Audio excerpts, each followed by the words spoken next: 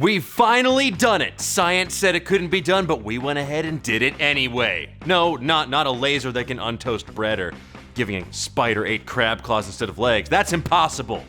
For now. What I'm talking about is 100 episodes of The Dan Cave. Thank you guys so much to everyone who's helped us reach this point. I could not do it without you. So to celebrate, we're counting down the 100 best worst episodes of The Dan Cave. Just kidding, that'd be like weirdly masturbatory, but give me your ranks in the comments below because I really crave your validation. Instead, we're gonna talk about some of the amazing indie movies coming your way this summer. Back in April, I did a summer movie preview that highlighted some of the bigger budget blockbuster fare like Civil War, Star Trek Beyond, and Suicide Squad. But today, I'm gonna shine a light on some of the best new indie movies that you definitely don't wanna miss. Hunt for the Wilder People.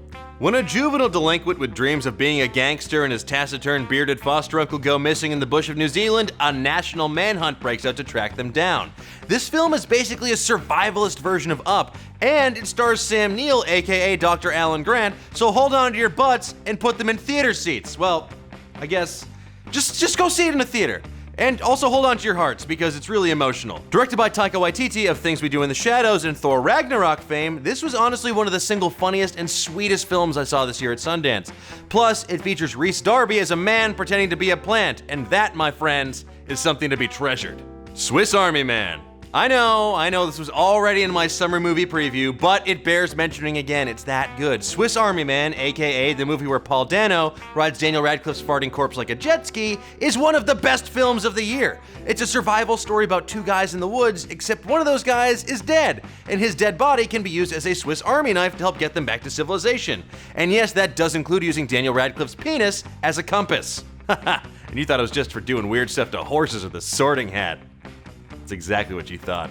Free State of Jones. The McConaissance continues with director Gary Ross's Free State of Jones, a Civil War action drama that stars McConaughey as Newt Knight, a Southern farmer who led an armed rebellion against the Confederacy in Jones County, Missouri in 1862. Because honestly, isn't it about time that Matthew McConaughey escaped those goddamn Lincoln commercials? I mean, to be fair, they have better writing than True Detective Season 2, but hey, that's not saying much. I'll come back and butt your father with your mom's headless corpse on this goddamn lawn. Oh, no. Please don't. Captain Fantastic. So what do you do when your wife dies and the pressures of raising your family in modern society become too much to handle? Well, you follow Aragorn into the forest and raise a brood of children your way. And that's exactly what happens in Captain Fantastic, in which Viggo Mortensen wears a bomb-ass red suit and raises 6 chill forest babies in the wilds of the Pacific Northwest.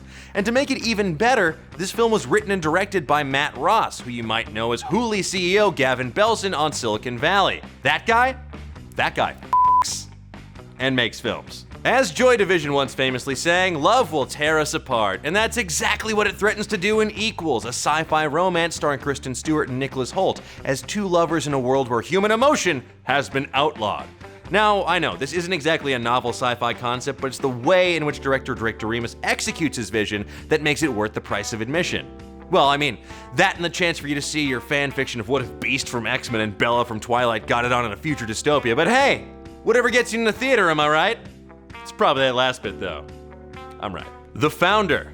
Right now, Michael Keaton's basically a truffle pig for Oscars. I mean, the last 2 years, films in which he stars have netted Best Picture Oscars, and he's looking to give another dynamite performance in The Founder, which tells the story of Ray Kroc, a humble milkshake machine salesman who in the 1950s franchised a little burger joint owned by 2 brothers, Dick and Mac McDonald. It's McDonald's, in case you didn't gather. Kroc quickly built an empire for himself, but like any good empire, his wasn't built on friendship and kindness, but on ruthless business tactics, questionable ethics, and USDA American beef, baby. Beef empire. Lo and behold, reveries of the connected world. At long last, visionary director Werner Herzog has fixed his steely gaze and gravelly voice on the internet, and lo and behold, reveries of the connected world. It might sound like a Paul F. Tompkins bit, but I promise you, this is 100% real.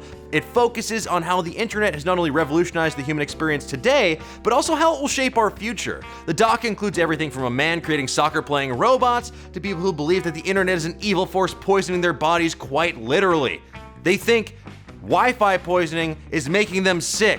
These are real people. And you know what? Maybe they're right. We'll find out. Oh, and of course, we've also got those lovable tweetin' monks. Ha ha ha. Silly monks, you can't find inner peace on Twitter. Just dank memes and hashtag games. Morris from America. Where do the best rappers in the world come from? The East Coast? The West Coast? The answer is straight out of Heidelberg, Germany. Well, they do in Morris from America, at least. The movie is a slick coming-of-age story about a 13-year-old kid named Morris who moves to Germany with his widowed father, played by Craig Robinson.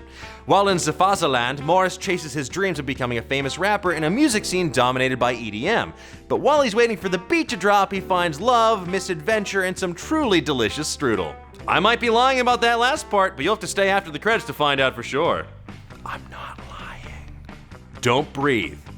Few things are scarier in horror than home invasion. I mean, after all, that's where you're supposed to feel the safest, in your home. But in Don't Breathe, the second film from Evil Dead reboot director Fede Alvarez, the script is flipped in new and terrifying ways. When three reckless thieves break into the home of a blind war veteran played by Stephen I Should Be the Next Cable Lang, they get more than they bargained for because it turns out that this blind guy is actually a serial killer with Daredevil-like hearing ability. You know, that old chestnut. That old blind, murdering, avatar, mech suit wearing chestnut. Now folks, that's just a handful of the awesome indies hitting theaters this summer, and that's not even including the many, many more that are already in theaters now and available on VOD. So let us know what indie films you're most excited to see in the comments below, and while you're there, give me a deeply independent thumbs up. That's all for today's show. Join me next time when I talk about the story of a powerful tornado imbued with the voice of an Austrian beefcake sent back in time to save Bill Paxton and Helen Hunt's marriage in Twist Terminator. Until next time, keep on digging. All right, let's open up the old mailbag, shall we? At Pablo M asks, what book have you read that made you put it down and think long and hard about it? It's a great question, Pablo. There's been so many over the years, but I'll definitely say William S. Burroughs' Naked Lunch, which made me think, oh God, why did I think this is a good idea to read at work? I'm a bank teller in high school. Why did I read this at work? I mean, great book though, but seriously, don't read it at work. At Alfredo Marino asks, favorite DC's #1 Rebirth issue so far? All right, well, my favorite is still the Jeff Johns pen DC Universe Rebirth #1 because there's just so much love for the DCU bursting from its pages, and it renewed my faith in that company. After that, though, I'd probably say Sam Humphries' Green Lantern's #1, which plays out like this awesome intergalactic buddy comedy in the best way possible. At Brian RealCap1 asks, what Marvel DC character crossover would make a good movie? Oh, this is easy. Spider-Man and Batman together at last. I mean, the combination of those two and the idea of Batman having to deal with Spidey's motormouth nonsense just like warms the cockles of my heart. And plus, spiders and bats feel kind of like kindred spirits, and I'm sure the Queen of Ween herself, Rachel Hine, would back me up on this. And real quick, I want to thank all the people behind the scenes who helped make the Dan Cave possible, but especially a huge bonus thank you to Matt Caron and Jordan Epstein. You dudes are fucking awesome, and the show would be absolute trash without you. I just want to say thank you again. Thank you to all of you at home for watching. I'm humbled that every time anyone tunes in, the fact that I'm not the only person watching these videos, it means a lot to me. Anyway, it's time to go work on the next one, so let me know what kind of stuff do you want to see me cover in the next 100 episodes. Let me know in the comments below, and I'll see you guys next time.